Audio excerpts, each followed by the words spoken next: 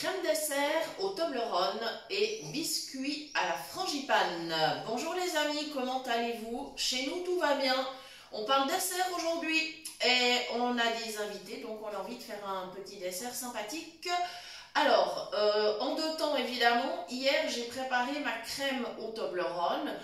Qu'est-ce que le Toblerone? Pour ceux qui ne le savent pas, c'est un chocolat qui est présenté sous forme de petits triangles qui sont donc reliés en une barre chocolatée en fait. Voilà, vous avez 12 petits triangles reliés en une barre chocolatée et ça représente donc 100 grammes de chocolat. Alors, c'est un chocolat qu'on trouve évidemment en Suisse, mais en France on le trouve. Contrairement à ce que je pensais, oui, on le trouve. Et entre autres, alors je sais pas, il y a peut-être plusieurs enseignes, mais en tout cas dans les magasins Action, on le trouve. Et inutile de vous dire que le prix est beaucoup moins élevé que si on l'achète en Suisse. Donc voilà.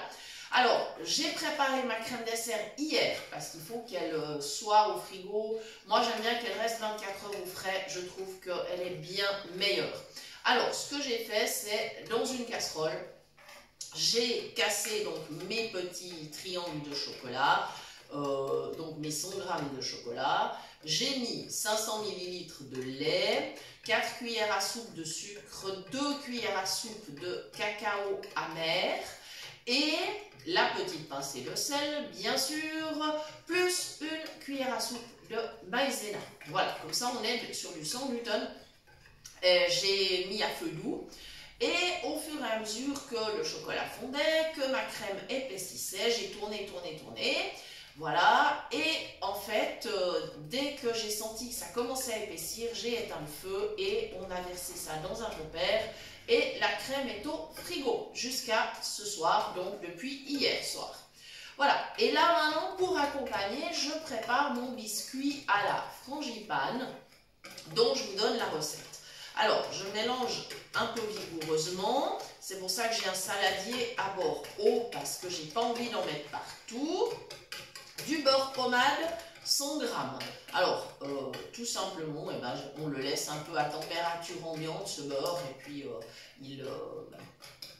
il se met, disons, en pommade directement. Il faut ensuite bien le fouetter avec le reste des ingrédients.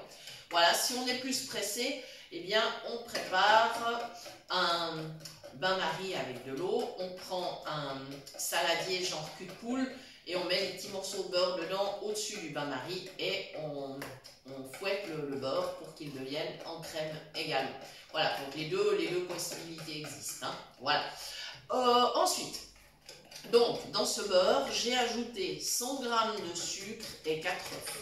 Plus la petite pincée de sel qu'on met toujours dans les gâteaux. Ça, c'est absolument indispensable. Ensuite, alors, on peut mettre soit 200 g de poudre d'amande, voilà, soit moi j'ai décidé de mettre un mélange frangipane que je trouve très très bon et qui convient également.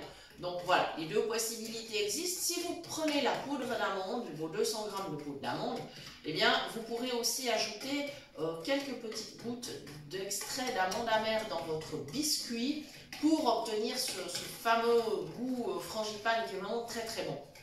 Voilà, maintenant si vous n'aimez pas cet arôme-là, eh bien, à la place de l'amande amère, vous pourriez tout à fait mettre de la fleur d'oranger ou du zeste de citron. Voilà, il y a des possibilités, des zestes d'orange, enfin, etc. Ça, c'est tout à fait possible.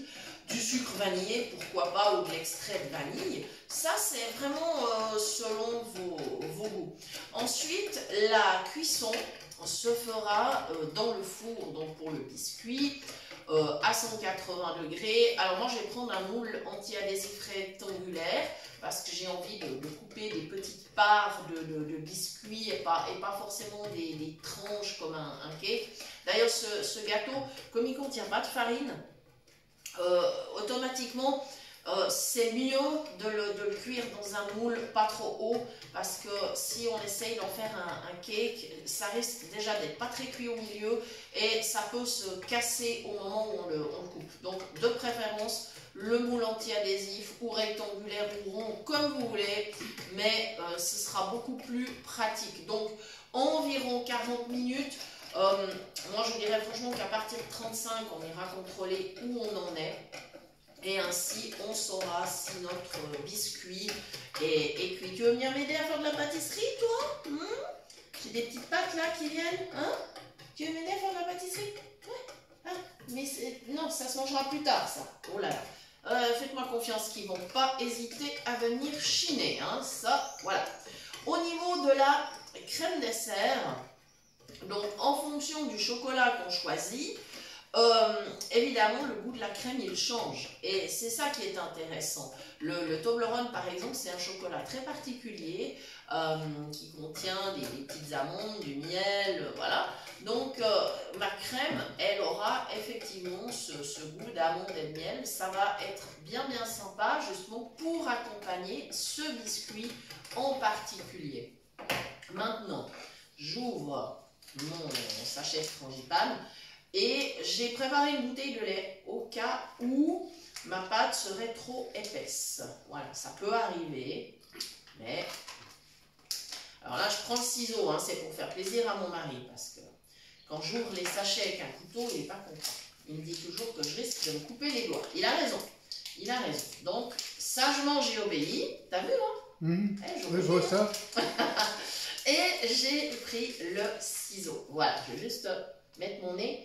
Ouais, ok, alors c'est parti, je me mets bien au-dessus du saladier et c'est là l'avantage d'avoir un grand saladier, hein, c'est que encore une fois, on ne risque pas d'en mettre trop à côté, voilà, parce qu'après il faut nettoyer la table, c'est une autre paire de manches, alors du coup, je préfère éviter les risques. Allez, c'est parti, voilà, et je vais mélanger tranquillement, voilà, et on va voir la consistance de cette pâte.